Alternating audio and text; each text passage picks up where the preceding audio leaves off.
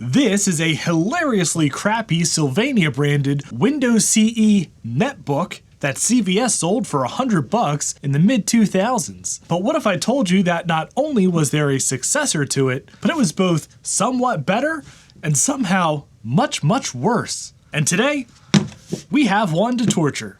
So stay tuned.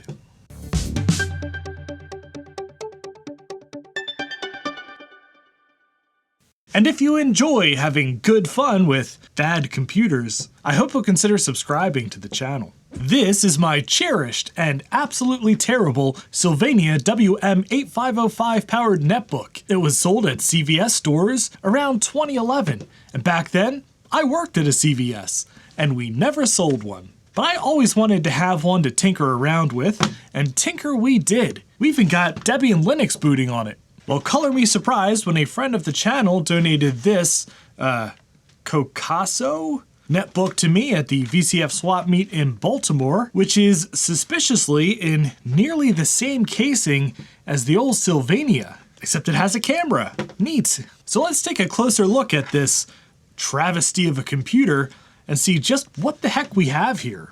So unlike our delightfully cheap Sylvania, which is running Windows CE, this plastic travesty is running Android 4.0.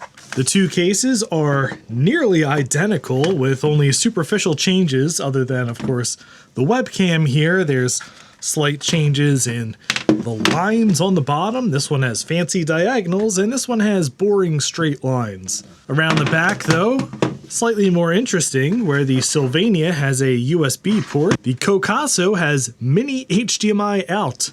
We'll have to try that. Also, interestingly, the Kokaso takes 5 volts, while the Windows CE Sylvania takes 9 volts. The first time I plugged in this Kokaso, pressing the weirdly located power button didn't seem to do anything, but I noticed there is a very hard to see amber LED under the battery, which got me thinking. Perhaps it doesn't want to boot because the battery is really dead. Under that cover, we have a super cheap lithium-ion battery. It is two 1380 milliamp batteries wired in parallel. So we'll unplug that and see if it turns on. Ah, look at that. Apparently a bunch of pixels have gone bad in the shape of the letter W.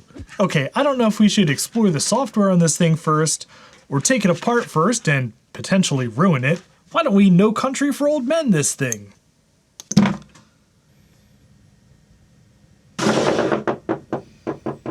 Right after this quick word about today's sponsor, PCBWay. PCBWay is a one-stop solution for all of your PCB assembly and fabrication needs. Do you need to prototype something? Build a run of a project? I bet PCBWay can handle the whole thing, the whole way through. PCB prototyping starts at just $5 for 10 pieces, with as little as a 24-hour turnaround. And boy, do they have a lot of options. Flex PCB, Rigid Flex, HDI PCBs, every solder mask color you could possibly think of. And they even offer PCB assembly, through-hole and surface mount, which starts at just $29 for 1 to 20 pieces. Many of the projects that supercharge our vintage machines with modern components just wouldn't be possible without the kinds of services that PCBWay offers. So if you have any PCB or prototyping needs, I hope you'll give PCBWay.com a try. Alright, well I guess we're just digging in then. But I am curious what kind of system on a chip or CPU this thing uses, because it would be fun to boot Linux on it.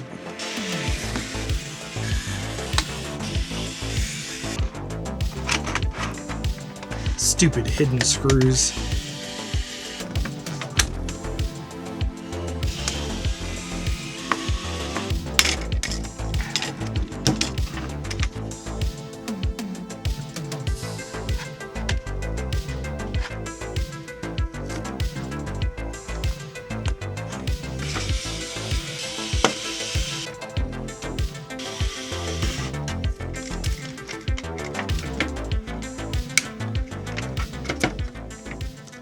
Ooh, neat. So here is the heart of the beast on this little square here, which is basically the computer part. There is a Wonder Media 8850 CPU, which is a 1 GHz ARM Cortex A9. I believe this is 1 gig of RAM. There is a VIA VT6113 Ethernet controller, and what I believe is 32 gigs of NAND flash from Micron. The rest of this board has basically peripherals like the USB ports and SD card slot, which may come in handy for booting Linux. It includes a VIA 1603A audio amplifier and a Realtek Wi-Fi module. Alright, I've got this thing back together. The only issue I ran into was a speaker wire that I broke and had to solder back together. But let's see if I manage to reassemble this without irreparable damage. Hey! Okay, so I have a very stupid idea for the whole battery situation. This is an 18650 lithium-ion cell, 3.7 volts, and since this old thing is also 3.7 volts, this should work. All right, I've strung together some bits of wire. Connect in the connector. I'm sure this is fine. Don't try this at home. Let's see if this powers it. Oh, it does! Look at that. Oh, that is some serious jank. But yeah, this battery is really powering it. Doop. Alright, I've got it plugged in, both the battery and external power, and this thing claims to be charging. Let's see if I unplug this. Now it says full. If I plug the battery back in, yeah, charging. I'm gonna call that fixed. Beautiful. All right, let's try hooking this thing up to HDMI. I've got a micro HDMI to regular HDMI cable. And we're gonna use the old hamster mouse because, yeah, I'm not using this touchpad. All right, well, it appears to just duplicate the display. Ah, that's awful. God, it's so grainy and pixelated and terrible. Beyond the Valid Day. That's a heck of a good band name. Well, what else can I say about this other than it works? All right, against my better judgment, I have connected this thing to Ethernet. Let's check out the web browser. Well, at least frogfind.com works, of course. All right, what other software is on this stupid thing? How about the camera? Oh God, the zoom.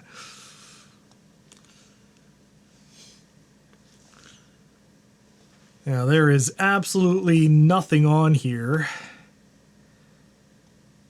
Just some default images, I guess. Apparently the music app came with 2 songs preloaded, unless this is the only thing that the previous owner put on here. Good Girl by Carrie Underwood and Somebody That I Used to Know by Gautier. Okay, I'm really curious how long our somewhat janky battery solution will last. So I think what I'm going to do is put Somebody That I Used to Know on repeat and unplug it, and we'll see how long it lasts.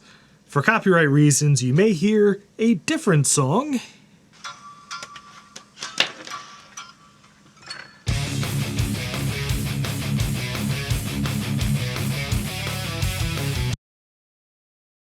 Now, I do kind of want to try and boot Linux on this thing because, you know, this is Action Retro and that's kind of what we do around here. But all I could find was 15-year-old forum posts that mentioned that they were able to do it, but did not mention how. So we're gonna have to experiment a little bit. On this SD card, we have the root burner application, which, according to the vague forum posts I saw, was able to root this thing. So we're gonna turn this on with root burner in the SD card slot and just see what happens. Oh yeah, root burner is going. I think we've done it. Oh yeah, Android is upgrading, look at that. Okay, so what we know for sure now is that this will indeed boot from an SD card in the SD card slot, which is exactly how we got Debian booting on the Sylvania. So guess what? We're compiling the Linux kernel like we're frickin' Jeff Geerling. Yeah, this is the repository for Debian for WM8505 netbooks, which is the Sylvania netbook. We're gonna try and compile this for WM8850, which is this thing and see if it just works. So we'll do a quick git clone, and then we're going to need to change build.sh. So right here, it's building for WM8505. We need to change that for the 8850, and to do that, we go into the Linux VTWM repository, which is what this project is built from. I just need to look in here for what is the 8850 file called. All right, 8850.dtsi. So we'll change that in here to 8850.dtsi. Now we just run sudo build.sh. And yes, we are compiling the Linux kernel on battery power. Alright, well, I've been trial and erroring my way through this for a while, and I just cannot get this to build, and I am not experienced enough to know why. Okay, so at the beginning of this video, I made the somewhat unusual claim that this Android thing is somehow both better and worse than the Sylvania Windows CE thing. And on the surface, that doesn't make a lot of sense because this is objectively much, much faster. This thing is only 300 megahertz and has 128 megs of RAM. But the thing is, this Sylvania, because it runs Windows CE, is something kind of special. It's the end of the line for a storied operating system from the early days of PDAs, public display of affection, where it charted new ground for mobile computing and ended up, at the end of its life, on things like this. Whereas this Android thing, well, this is closer to the beginning of the road for something that's, well, pretty common and bland. So given that, and given the choice between these two machines, I would definitely choose to keep this endearingly underpowered and crappy Sylvania. And so, if you're going to be at VCF East April 4th through 6th, I'm putting this thing up in consignment for $1. That's right, $1, you can take this thing home, this rooted hodgepodge mess of an Android netbook thing. I'm going to make it a little hard to find, so you'll have to root around in consignment to find it, but when you do, $1. So I hope to see you at VCF East this year. It's always a ton of fun, and I wouldn't miss it for the world. I have an exhibit with my friends Steve from Mac84 and Mike of Mike's Mess, as per usual. But that'll do it for today's video. If you enjoyed it, I'd appreciate a thumbs up, and if you'd like to see more fun with e-waste, please subscribe down below. And thank you very much for watching. And I just want to give a very special thank you to all of my Patreon supporters and channel members. Thank you so much, each and every one of you, for supporting me and supporting this channel and all the weird stuff I do. I am so very grateful, and I just could not do this without you.